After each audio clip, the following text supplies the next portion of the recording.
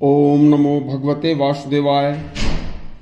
आज एक ऐसा प्रसंग है जो बहुत ही शिक्षाप्रद है।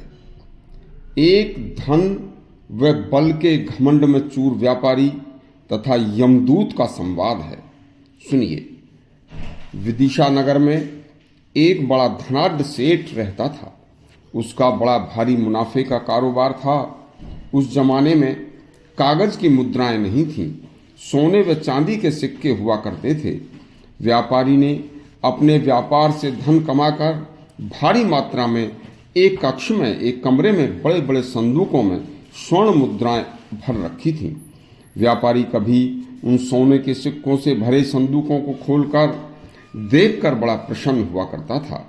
वह उस धन से अच्छा खाता तथा पहलवानी करता और अच्छा मजे का जीवन जीता, जिससे उसका शरीर भी भारी बलिष्ठ हो गया था। तब मन ही मन सोचता कि मैं बहुत समय तक इस धन से आनंद लूंगा। तब एक दिन यम का दूत वहां से निकलता हुआ जा रहा था, तो दूत को उस व्यापारी सेठ से मजाक व मस्ती करने की मन में आई। यम का दूत ब्राह्मण का वेश बनाकर सेठ के घर सामने जाकर जोर जोर से बोला, माता शिक्षा दो, भिक्षा दो।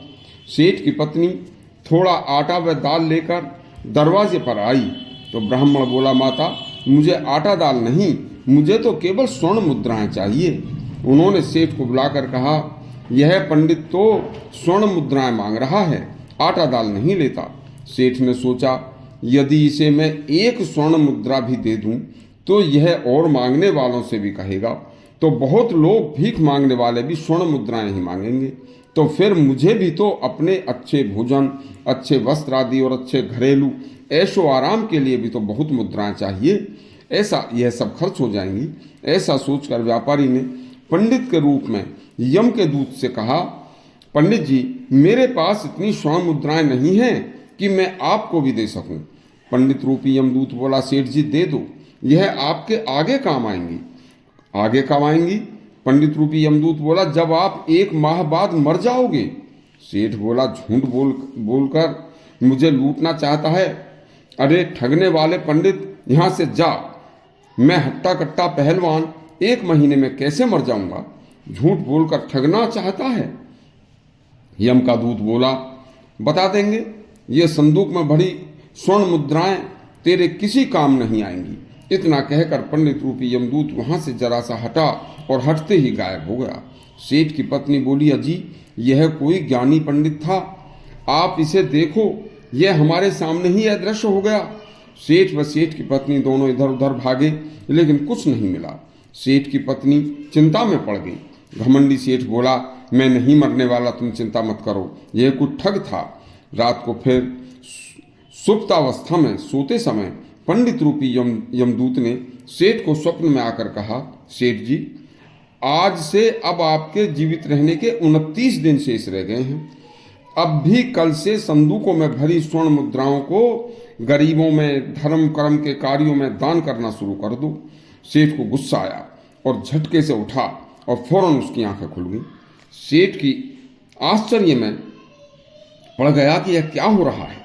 मैंने सारी जिंदगी व्यापार करके स्वर्ण मुद्राएं इकट्ठी की हैं, इन्हें कैसे लुटा दूं? यह मेरी उसी समय, अब क्या बताएं, बुद्धि काम नहीं करती। उसी समय पत्नी की भी आंखें खुल गईं। पत्नी ने पूछा, क्या बात है, आप जोर से चीखे थे। सेठ ने स्वप्न का सारा किस्सा पत्नी को सुनाया।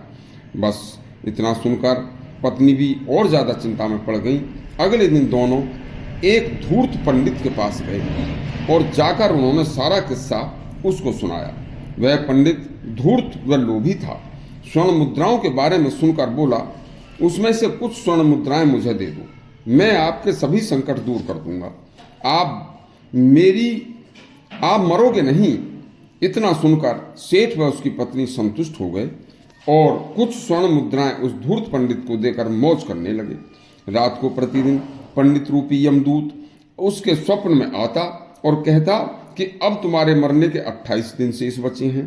रोज एक दिन कम करके सेठ के स्वप्न में रोज आता और संदूकों में भरी स्वर्ण मुद्राएं धर्म कार्यों में, गरीबों में दान करने के लिए उससे कहता, मान जाओ, यह तुम्हारे आगे काम आएंगी। सेठ उसे धमका देता और फौरन उसकी आंखें खुल जाती। दोनों फिर उस धूर्त पंडित के पास जाते और स्वप्न का सारा किस्सा सुनाते। धूर्त पंडित उनसे स्वर्ण मुद्राएं ले लेकर कहता कि मैं तुम्हारे सब संकट दूर कर रहा हूं, आप उसकी चिंता मत करो, आप मौज करो। धीरे धीरे वह सेठ की जिंदगी का आखिरी दिन आ गया तो वह पंडित रूपी यमदूत फिर उनकी आंखों के सामने आया और आकर वह किसी को नहीं दिख रहा था, सबके सामने अदृश्य था। केवल उस समय सेठ को ही दिख रहा था और वह उनके कान में आकर कह रहा था, सेठ जी मैं यमदूत हूं, मैं तुम्हें 1 महीने से समझा रहा था, तुम नहीं माने।